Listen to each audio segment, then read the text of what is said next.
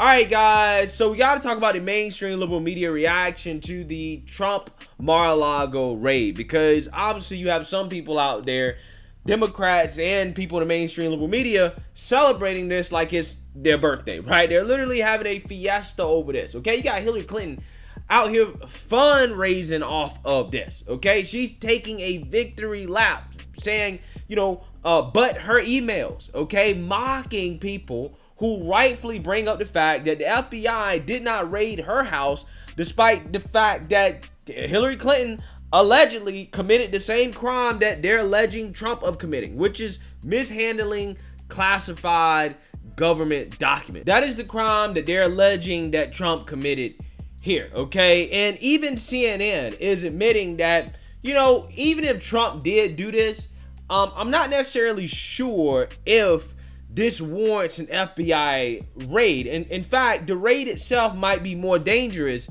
than the alleged crime that the president committed. Take a look.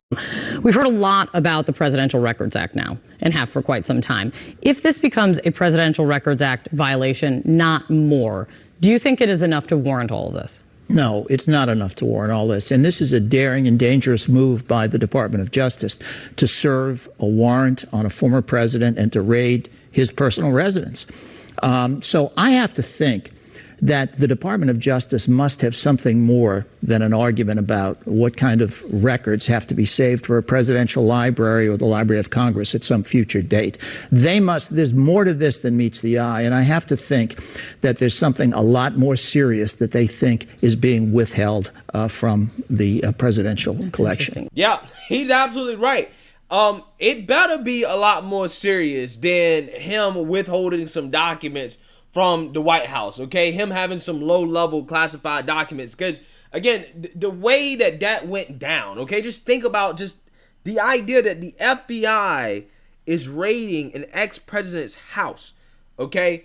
Yeah, whoever the judges that sign off on that, whoever in the FBI that sign off on that, yeah, they better be sure. They better be sure that they have some real evidence, right, of an actual real crime, okay? Not some petty stuff like that, okay? Because what is going to happen here is that this is going to backfire if it's truly something political, right? If they're using something that is as small as, well, he has presidential records, or he has classified material that is not being stored properly, well, we already know they don't actually see that as a serious crime. Again, look how they treated Hillary Clinton. We already know they don't see that as serious, okay?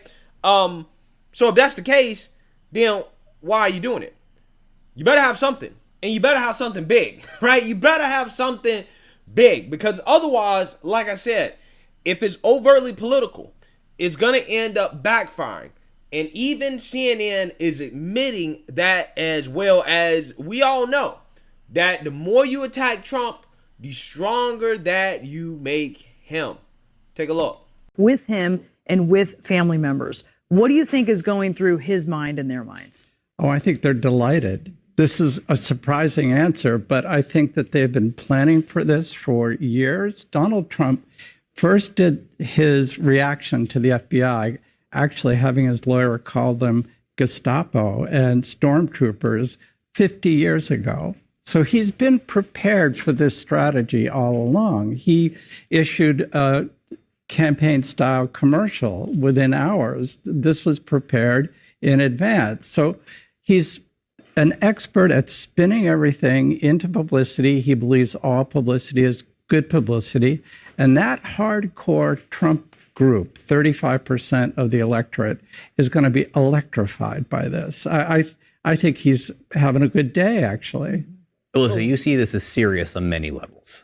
I do. If we're talking about it being vital national security documents, I don't think that we can forget that those, even if it's top secret, that means it could pose a grave national security risk if it's in the wrong hands or made out into the public. This, I'm hoping, goes beyond simply not complying with some archiving laws, or DOJ just handed Donald Trump the Republican nominee and potentially the presidency. If it's seen as some sort of massive overreach and not something incredibly serious, this is a very good day for Donald Trump. And by the way, he knows how to play this up in his favor. He more or less broke this news. It was He did break it. I believe, a Florida-based reporter had something, but he was ready to go. And I've actually seen quite sort of aligned messaging among Republicans. This is, a banana republic. This shouldn't happen. If they do it to the president, the FBI will do it to you.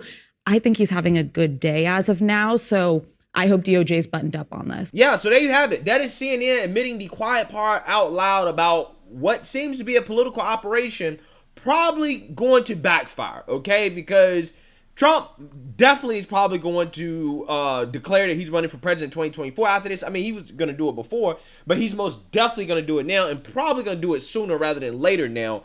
And that is re-energize the base, okay? There are people, at least from what I'm saying, that have been like, I was thinking about voting for Ron DeSantis. I was really on the DeSantis train. But because of this happening, I'm just going to vote Trump, right? I'm going to vote Trump. And the reason why I'm going to vote Trump is because it is clear what is happening to Trump is a political hit job from the deep state, right? From the bureaucrats, the unelected officials in Washington. The elected official, Joe Biden, who is supposed to be in charge of those bureaucrats, is denying that he had knowledge of the FBI's plan to raid Mar-a-Lago at all.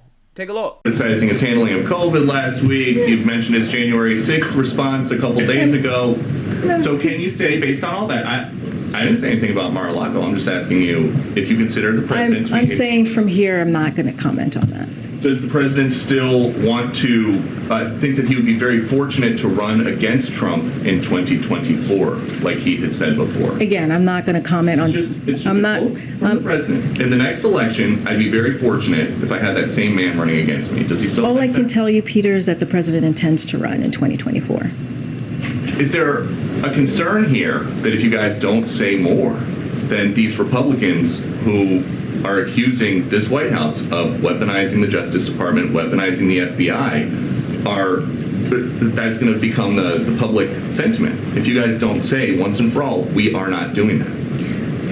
First of all, we're just not going to comment on the Department of Justice investigation. Okay, we're just not going to comment on that. Is this White House weaponizing the Justice Department and the FBI against political opponents? The president has been very clear from before he was elected, very clear on this. Hold on. Throughout his time in office. I heard the quote.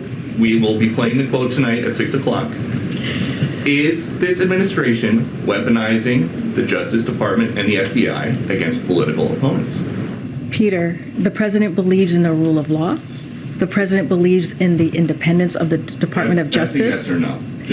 No, that is no. It's a yes or a no for you. I'm answering the question. You may not like it, but I'm answering the question, and I'm answering the question, and I'm telling you that we are not going to comment on a criminal investigation. The president has been very clear. I laid out what his thoughts were back on January 7th in 2021 about how he saw the Department of Justice. And I'm just going to leave it there. We're not going to comment from here, from this White House, on a criminal investigation that is currently happening. Yeah, so if you are not weaponizing the Department of Justice or the FBI against the former president, you know the answer to that question when you're asked? The answer is no. Right? You say no, but when you are weaponizing the Department of Justice and the FBI against the former president of the United States, what you say is that, well, we're not going to comment. We're not going to give any comments. Because just saying no to that question, say, no, we're not doing that, if you're actually really not doing it, that doesn't hurt you, right? If anything, it helps you because you just flat out said, no, we're not weaponizing them, okay? If you refuse to answer the question, that leaves room for people to speculate that you're actually weaponizing the DOJ and the FBI, which is exactly what they're doing, right? They actually are weaponizing these institutions against political opponents. They did that for January 6th, okay? And you saw with the Roe v. Wade protesters how they refused to use them, right? They're doing it both ways. They're using them against their political opponents, right? And then they're not using them when they should use them for their political allies, right? That's exactly what they're doing. That's exactly what they're doing. But like CNN admitted, and don't tell me that Biden had no knowledge. You mean to tell me that the FBI raided an ex-president's house and that decision to go through with that didn't go all the way up the chain, right? That the guy at the top of the FBI, Mr. Christopher Wray, right? The guy at the top of the DOJ, Mr. Merrick Garland, and their boss, Joe Biden, alleged boss, because we really don't know who's actually running the country. But I'm just saying, you mean to tell me that they didn't at least know about it? Okay? That they didn't at least get a signal that, hey, this is going to happen. You ain't got to sign off on it, but if you want to stop it, here's your chance. Again, I don't know if they signed off on it, but you can't say and tell me they didn't know about it and they didn't have the opportunity to veto it. There's some issues going on here. The White House has not been 100% honest about it because we know what it is. It's a political hit job. And because we know it's a political hit job, what CNN even admitted to, right, it's going to backfire. People now are going to get behind Trump 100%. Even people that, again, was getting off the Trump train. They was like, you know, I'm kind of tired of Trump. I'm worn out of Trump. I like DeSantis better. They're like, no, you know what? I'm just going to vote for Trump to stick it to these people. I'm going to stick it to the establishment. Because Trump being an anti-establishment figure, or the appearance of being an anti-establishment figure, is what got him elected in the first place. The attacks on Trump, the non-stop attacks on Trump is what made him strong. Trump's name being in the media 24/7 is what made him strong. So when you decide to weaponize the FBI against Trump and you don't have anything serious, no actual real serious crimes here, or evidence that he committed some real serious crimes, you better be ready, right? You better be ready for the pushback. Because otherwise, you made a political miscalculation, and that's exactly what this is, in my opinion. Because if you don't lock him up, right, if you actually don't send the man to jail or find a way to disqualify him from running for president, which is probably what a lot of this is trying to disqualify him from running for president, you basically guarantee he's winning in 2024. There are going to be so many conservatives, so many Republicans, they're going to come out here and they're going to vote for Trump just because of this. So we'll see. But let me know what you guys think. Make sure you like, comment, and subscribe. Most importantly, share a Black conservative perspective. Peace.